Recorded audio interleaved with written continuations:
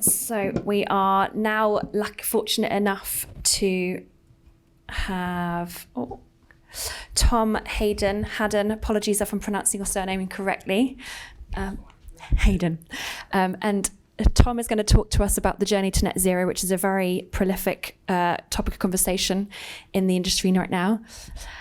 So Tom is part of Niftylift, who are a UK-based MEWP manufacturer and worldwide operator. And Tom is specifically focused on developing and promoting Niftylift's latest environmentally conscious innovations and how they can assist businesses with their net zero journeys. And on that fact, I'm going to hand over to Tom. My name's Tom Hadden. I am the technical sales manager at a company called Niftylift. We were quite fortunate back end of last year to host one of your last community days at our factory in Milton Keynes. I hope I do see some faces that I know we saw before. So I haven't done a big introduction to our business. It's not a big sales pitch. This is more on what Niftylift as a global manufacturer based in the UK, what we're doing with current products, with new products, developing new products to assist and move forward with a journey to net zero. We aren't the start. Well, I say we aren't the start. We kind of are because we make the platforms, but everyone's involved in this. But we are just a small piece of this puzzle, and we have to make sure that we're doing what our part is to help everyone move forward. So that is the title. I should have said that.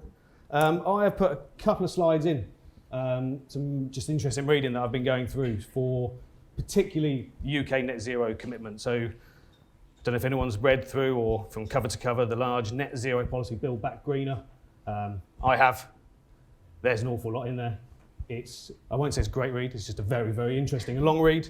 But off of the back of that, and this is not focused so much, I know I keep looking down at Sunbelt, they are a large customer of ours, but this isn't aimed at companies like Sunbelt. This isn't just aimed at where we're targeting. We have to target their customers. We have to look at what their customers need. So we look at the tier ones, and they're really who have taken, obviously, what the UK Net Zero strategy plan is and moved down. So I think I've taken Kia, Balfour, Morgan Sindall. Apologies if there's anyone from other tier ones in the room that I haven't included, but everyone now has a net zero strategy. Everyone has some kind of commitment. And this isn't a carbon neutral strategy, it's a net zero strategy. It's a way of meaningfully reducing your carbon emissions in everything you do so that we can move forwards towards the government and the countries and the global net zero commitments. And another slide, I took this out from I'm trying to remember who it was. There was a statement that came out from the National Engineering Policy Centre, which was led by the Royal Academy of Engineering, saying that the UK construction sector should decarbonise more urgently. I read into that is that we're not doing, in the construction sector, we need to do this more than everyone else because we are the ones creating more emissions. We're using concrete, we're burning diesel, we are the ones that are contributing to this more, so we need to decarbonise more urgently. But, and I don't risk of causing offence, and I was lucky enough because I drove in today and didn't get stopped by anyone that was walking across the road. We can't just stop. We can't stop building stuff. We can't not move forward. We have to keep building buildings, we have to keep building houses, we have to keep building infrastructure. So we need to, and this is particularly where it now comes to the manufacturers, provide the technology. So there is battery, hybrid, solar.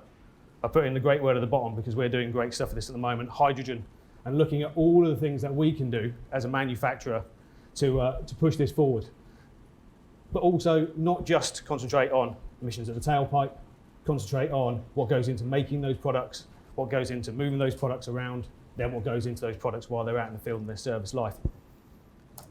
So one thing Niftylift did, and I won't say we adopted this has been something that was enshrined into Niftylift since way before I started. It was back when Roger Bowden, who spoke at the last event, founded our company, saw his niche in the market to make a lighter, more compact, more environmentally friendly, more innovative product that we could have on the market. So that's our company statement: building a profitable and sustainable business, providing good value, innovative and quality products. And what this has all led into, and it's something that it's a philosophy and a way of working that we've really kept in mind, is the circular economy of CO2. So it's looking to how we design, then manufacture our products, how we distribute them, how we use them, and then what we do with them at the end of their useful life with regards to recycling. So I touched on them. We make specific products within our market. We make cherry pickers, for want of a better word. Access platforms, MEWPs, cherry pickers, what they're commonly known as. People know all the big names. There are big American manufacturers.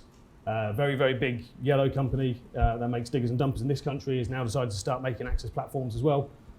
The Chinese manufacturers are coming in by drone, like in waves, and a lot of them are copies from American platforms. But what we've done is we've stuck to our ethos. We don't make big, heavy, gas-guzzling booms. We make lighter, compact, more environmentally friendly from the beginning. So a statement, it's a bold statement to make. I have had to retract this on my last statement. I said 40% less. But on average, our products weigh 30% less than any competitive brand in the market. This is done through clever design. It's done through correct selection of materials, good engineering, hiring young engineers straight out of university, coupling them together with blue sky thinking individuals, giving them the opportunity, and then we come up with some absolutely brilliant products. So one that I put in there is that if you look at construction equipment, plant, MEWPs, 80 to 90% of it is steel. At the end of the day, it's all made from steel. Steel is one of the largest, the manufacture of steel is one of the largest contributing factors to CO2 on this planet. The out the book equation is 1.85 tons of CO2 is produced per ton of steel. So if you can make a product that's 30% lighter than everyone else is on the market, we've already started at the beginning reducing our impact, our carbon impact. And this is something that we're currently embarking on. It's a long process, is to go through obviously scope 1 and 2 emissions. Scope 3 for us is a long way off because of our looking at supply chain implications, but then also doing embodied carbon assessments on our products. So we hope to be the first access platform manufacturer to have embodied carbon calculations for all of our products. Not only does this save on our CO2 impact based on our requirement for steel, it then also means we can be smarter with our selection of components and also what we do with our technology. So we don't have to use four-wheel drive, we don't have to do hydraulic drive, we can now move to electric. We don't have to have massive diesel engines, or we could use to battery. But all of this is derived from building lightweight compact booms. So I start off with our technology. It's always the dirty one, but it does lead on, it does get better. So we adopted stage 5 diesel engines in 2019 before stage 5 for plant equipment became necessary. So all products meet all NRMM compliance, they meet all the ultra low emission zones, everything like that. We tick all the boxes, but we do this not by having huge complicated systems of diesel filtration or AdBlue. We go as small as is humanly possible on these engines. This says that the battery PC is running low. Just out of curiosity. I know you can't see that. Cool. Keep going. Just keep going. We'll see if the screen goes off.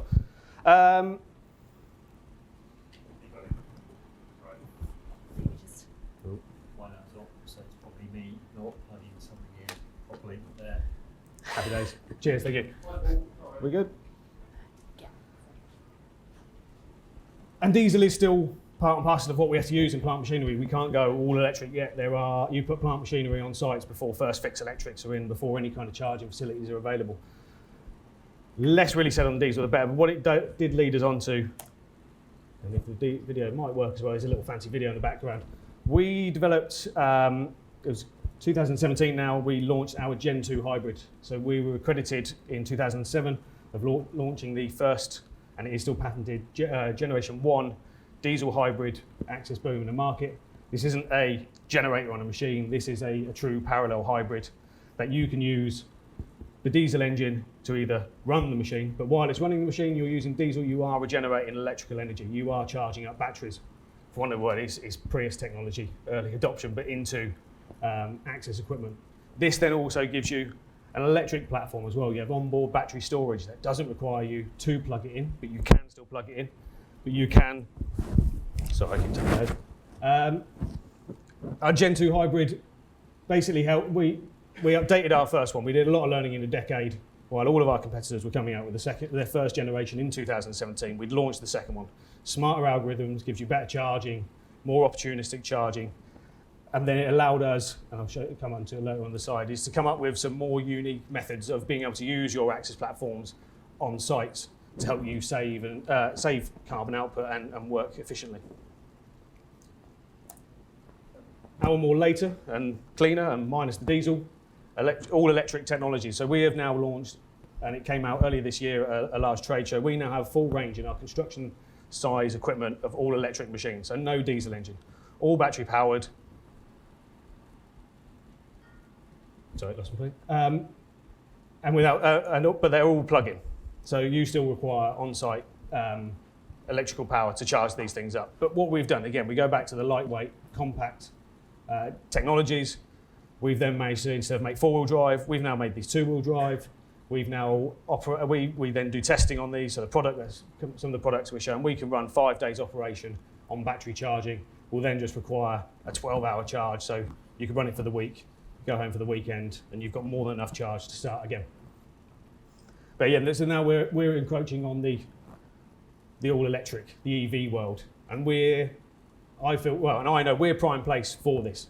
A lot of equipment manufacturers are looking down the EV route, but diggers, dumpers, tellies, rotos, everything that you see on a building site, the way that these are utilised on sites doesn't lend itself to going all electric. You can't turn the engine on or the electric motor on and run that for 8 hours. But an access platform doesn't run for 8 hours. The idea of an access platform is that you're putting the individual in the air to do the job. So a lot of the time, the power options are dormant. And a lot of the time, through some of our telematics analysis, we know people just leave diesel engines running while they're upstairs working. Now there's no option to do that because you've only got an all electric. If you've just got it turned on, it's just the screen's on if you're not pressing any buttons. We've had to do a lot of work with convincing the market that two-wheel electric drive is the way forward, and that everyone else in our competitive market has got it wrong. Everyone in construction seems to think that access platforms need to be ploughing through the Somme, basically. Access platforms need to be on flat level ground reasonably anyway, so you don't need to waste all that energy to have something that will drive through the world's most horrible field up to your knees in mud. But just to be smart, as we are, I put this in, I know it's a load of numbers, something we worked out through MathCAD. Power efficiencies, four-wheel drive hydraulic versus two-wheel drive electric. Now you'd think that you'd be 50% less power. We've worked it out, and the turning force, the number at the bottom, we're in the circa region of 10% down on torque power by having half the amount of wheel motors. So we have no problems with this. This then leads us on to where my favourite bit, and something that is why I couldn't really be here yesterday, but we're really moving on to, is the adoption of hydrogen. We aren't JCB. We don't make our own engines. We appreciate, and I've seen what JCB are doing. They are leading the world with hydrogen combustion. We haven't gone that way. We don't think we have to go that way. We have chosen a new route. We've gone down fuel cell technology. So earlier on this year, we haven't really shown it, but this isn't a pie in the sky. This isn't just a concept. These are going into production next month. Fuel cell powered battery electric only machines. So we've launched it on HR15, and we're just coming up with the most complicated name ever because it's like the HR15 H2E 4x4 Mark IV or something like that. So I think we need to do some work on the name. Why we've taken fuel cells over combustion, similarly to burning petrol, burning hydrogen is only 25 to 35% efficient in the actual power that you gain out of it. But actually turning hydrogen back into electricity is near on 60% efficient. So this then coupled with a fully electric platform that's low weight, gets the most out of its batteries. This now means we are at the level where, although hydrogen fuel cells aren't fully mainstream, we have a commercially viable product with a commercially viable fuel cell that doesn't cost the earth. This is, I can't say prices, but this doesn't put tenfold the cost on a machine. These are within the realms of what a diesel hybrid will cost. So these are something that can go into the market and our customers can buy and continue to rent out without having to lose their end on their market because they're not financially viable. So it's not just a publicity stunt. Key features on this, so these are just some cool snapshots. It's really underwhelming. I know we had the machine running at Niftylift before, but it is just this small black box on the side. that does all the clever stuff. It sounds like a jet engine when it first fires up. It's a little bit disconcerting. People thought we built a jet machine. But now you have a zero emissions at the tailpipe. We do appreciate, we don't ever want to be accused of greenwashing. Currently, hydrogen production in the UK is not green hydrogen. So we are using bottled hydrogen. This is grey-ish, I think, on the spectrum of hydrogen. So it's a byproduct of electricity production from gas turbines. But there is a route forward in the UK. I know we're following on from places like Germany and the Netherlands. There is green hydrogen production. There is a large plant we have been in discussions with in Birmingham. I think they're just having some problems because I think ITN used to own half of them and they've moved on now. But so we're talking about what else we can do. But unless you have the technology, you can't use the green hydrogen when it's available. And if people do say, well, it's not green hydrogen, well, at the end of the day, there's no green diesel, is there? I know there's HVO, there's biodiesels, but you still burn something still comes out the tailpipe. So this is a meaningful route forward to a net zero production of the fuel and then out the tailpipe. Some more interesting slides on the side. These are the CAD renders. Just to be a bit nerdy, we've moved the fuel cell around the other side and completely changed the power tray. So from the early adoption one that you would have seen at the last event, it has come on leaps and bounds. It started off as a small, innovative project, but it gained traction, gained legs very, very quickly.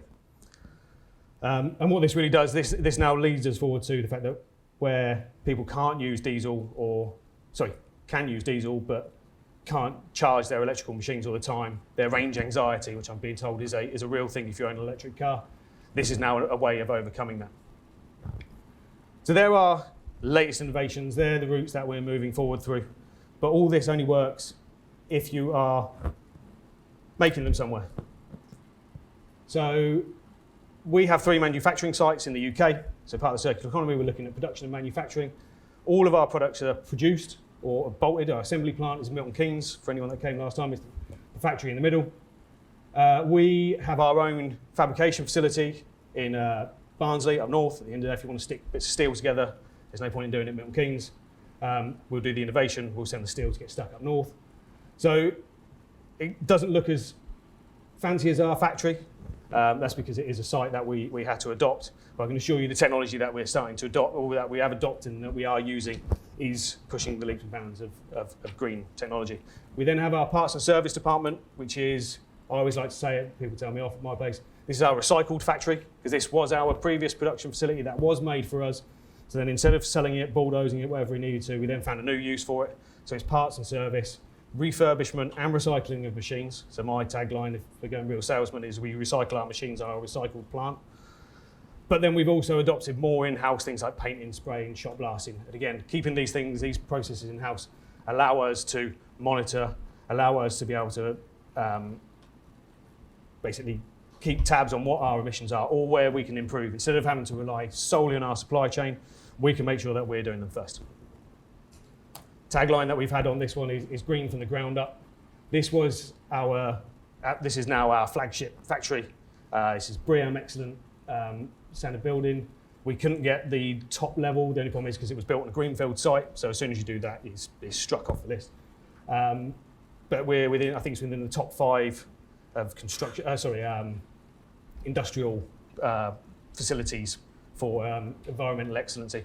We then do as much as we can to tick every box, but we don't just do for accreditations and awards, but we don't just do these for the accreditations and awards. We do these so that we can basically learn, take the ethos and actually do something meaningful with them. I know it was more to do with the last community day, but we've done a lot of adoption into robotics and automation. Again, there's huge ways forward. There's huge efficiency savings, and then leads on to carbon environmental savings. So our fabrication facility up north, we have a number of 5-axis robot welders, robotic seam welders that we need to also build our innovative projects, our products. I mean, it's not the greatest picture, but the 5-axis robot arm on the end there has a manipulator arm that'll swing like 2.5 tons around. It does our largest booms. It throws these things around like absolutely nothing. You just feed sheet steel in one end, cut blanks, and it just pops out the other end with booms. We're not quite Amazon warehouses, but we've adopted these like robotic delivery systems in our factory. They were a menace to start with. they have become more adopted because they were just like stray dogs wandering around delivering parts to the wrong place. They do look quite funny. It's interesting when you take customers around, you have to like stop and let this thing go past. But people that know Milton Keynes, we have these robot starship things that deliver your newspapers and your milk and stuff like that. You can go on the app. I do it to entertain the kids for an hour because you can watch the robot on the app driving around. If you go outside and stand in front of it, it stops, or if you talk to it, it talks back. So these are quite common. We've then now put robot access, welding, automated shot blasting systems all into our new facility as well. So these are now our innovative products. They're our low-weight products. They're built in a green environment. They're using the latest technology. You still got to move them out. We've still got to push them out. So then we have to look at transport and distribution. Smaller lightweight machines, even though they're the same height and reach as the competitive products, now go on smaller, more efficient trucks. That's an 85-foot boom. It weighs 14.5 tons. It's our largest product. But that is a 26-ton lorry. There's nothing in our competitive market that will fit on one of them. We are very close to the weight limit, but it is still completely legal and you don't overload any axles. Where this really pushes forward, I find, is that we've started to see the introduction of access plant vehicles like this now becoming all electric. Now, the biggest problem with all these all electric vehicles, a large rental company, Milton Keynes, has one, is range. So it hasn't got the hugest range, but they are getting better. But the one thing that affects the range is the amount of payload that you put on it. It can still carry 26 tons, but if you put 26 tons on it, it will do 50 kilometres, if that. So if you can now put more machines on that at lower weight, your electric vehicles are now becoming more efficient and can go further. And then that leads on to things like hydrogen electric trucks, which I was out in Bremen last year at the Hydrogen Tech Expo. These things are coming, hydrogen vehicles, following on from EV trucks. They're not in the too distant future. Part of this as well, we go on about how we're a UK manufacturer, we source UK, we build UK. We can't hide from the fact that we are a massive global exporter. On that map there, we colour in everywhere green. We have got one machine in the South Pole. That's why we colour in the entire country. One, just because it just looks cool and no one else can say it. We do have offices. Obviously, we have our UK-based offices, but we have UK, Europe, the USA. We also have Australia, and then we have a dealer network from all over the place. It means we don't have to run around travelling and doing everything and going out. We have people in the right place learning about the right markets. The US is, interestingly enough, becoming more interested in green technologies. We've shipped a record number of hybrid and now all electric machines to some of the largest companies out in the US. So they are actually getting on board. Our European companies, distributors, we don't sell any diesel products on their own. The minimum they'll take is hybrid. The majority now is all electric. The UK is starting to follow suit, and I think that's kind of a common trend that we're seeing. After we've shipped it out, though, we need to then monitor. We need to know what's coming out the tailpipe. We need to know what people are doing with it. People want to know what they're doing with it. So this slide here, it shows performance and emissions data. Now, these aren't just calculated. These are also tested. Everything is tested against what we call the standard duty cycle. Now, we can't do miles per gallon. We can't do litres per hour. I mean, we can do those things, but that's not how access platforms work. So we've basically made up our own miles per gallon. And this works for diesel hybrids. It works for all electrics. It's a defined set of machine functions. It sounds very simple. It sounds like you're doing a cheat on an old, like Sega Mega Drive game. It's like up, down, left, right, and back again. And that's what we do. It's been defined that 16 to 18 of these cycles is a day's work. Now, it doesn't sound like a lot, but you remember you're using an access platform to go up in the air. You're not using an actual access platform to drive around a building site. You're using it to go up and do something in the air. So I do just flick through the videos because they can go on for quite a while. But what we can then do is we can look at more efficient ways of how our machines will work. So the HR15, or the HR17, which is sister products, which is what we've also made into a hydrogen machine. The bottom line just shows you, the bottom graph shows you what you can do on one charge. You can do 70, I think it was 66, but now it's 70 standard duty cycles. It can do 4.5, 5 days work based on the duty cycle. The line above is what we can do in a hybrid. So we colour the red bit in for diesel, just so everyone knows that was the bad bit. But also we put the lines underneath to show that with our hybrids, while you're using the machine, so this isn't just standing there idle, while you're doing the duty cycle, while you're doing an operational function, you're still putting electricity back into the batteries. So this is an optimized method of using hybrids. So you could run on all electric, then you could use diesel while you're outside, then you could go back to all electric while your batteries are charging. And so the top line shows a similar fact. So that's 10 litres of diesel. We'll do 88 cycles. I was going to round that down to try and get 70 cycles, but it made the litres of diesel just look a bit strange. But there's a comparative. You can do, for one charge in the wall, which is 14 kilowatt hours, you can do nearly what 10 litres of diesel will do. While these things are also out there, we don't want to just ignore them. We also want to make sure that what people are doing with them is what we're saying we can do with them. We can also monitor what fuels are people using, make sure they're using them in the right method. So now what we offer on all of our construction products are telematics. This isn't a customer option. This is something that comes out on absolutely everything. This also isn't just out the box where it is if it's turned on or off. This takes hold of our advanced CAN profile. This looks at every single data point that comes through on our CAN bus, from fuel levels, fuel consumption, batteries, even down to safety systems. I know I'm concentrating on net zero, but we still can't forget safety. So we have load cells on there to measure basket weight. We have tilt sensors on there. We have operator entrapment systems. All of these are then still monitored. We then also put all of our fault codes on there as well. So you now no longer have to just look on a screen and then look through a book or wait for an engineer to come out and drive all the way to a machine. They can all just log on, save time, effort, people driving around the country just to fix machines. And what we have been doing a lot more work with, we've taken a little bit of a step back on it to really listen to what some of our big like tier one customers want from this is API integration. So this data is now no longer just stuck in one platform that you can just look at it. You can suck this all out and you can put this into whatever you want. So we are noticing obviously the big national and multinational companies. I know I look down at Sunbelt, they're definitely one that use it. They are taking more data and they're doing more things with it. We don't want to fully restrict what they're doing. We don't want to give them their solution. We want to learn what they're doing, learn what everyone's doing.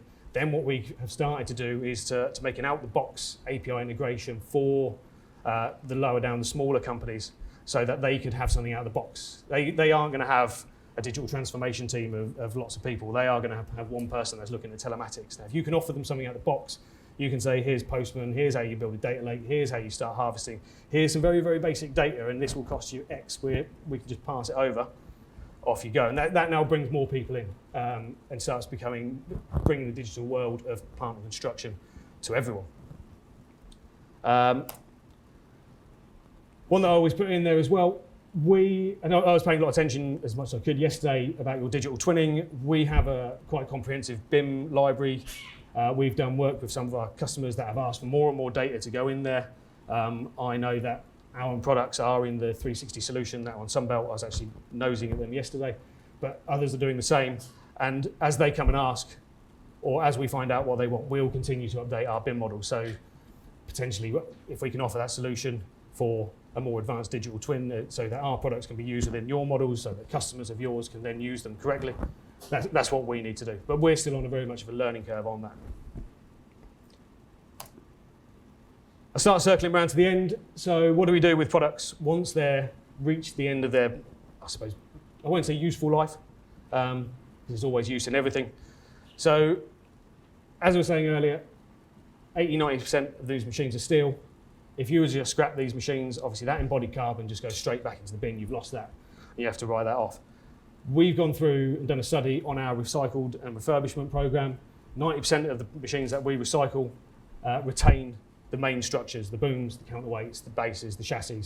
These are the highest mass steel components.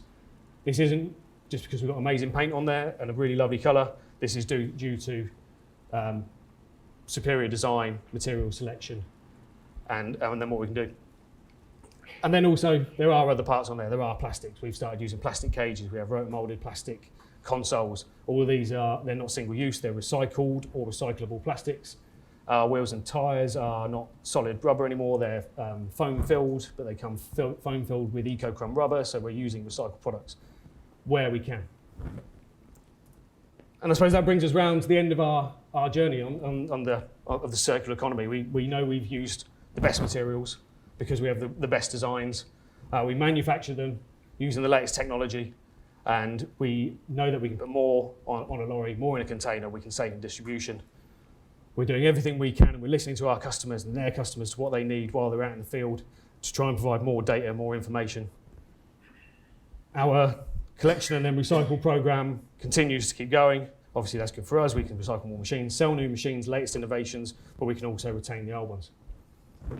And that is the end of the Niftylift's Net Zero journey. Thank you very much.